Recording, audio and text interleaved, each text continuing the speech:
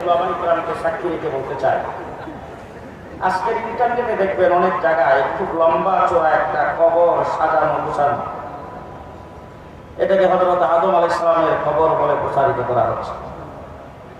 আদম আলাইহিস সালাম থেকে শুরু করে ঈসা আলাইহিস সালাম পর্যন্ত যত নবী পৃথিবীতে আগমন করেছেন, কোন নবী কত তারিখে জন্মগ্রহণ করেছিলেন, কত তারিখে ইন্তেকাল করেছেন, তার সঠিক ইতিহাস যেমন কেউ বলতে পারবে না, পৃথিবীর জমিনে তার কবর কোথায় সেটাও নির্ধারিতভাবে কেউ বলতে পারবে না।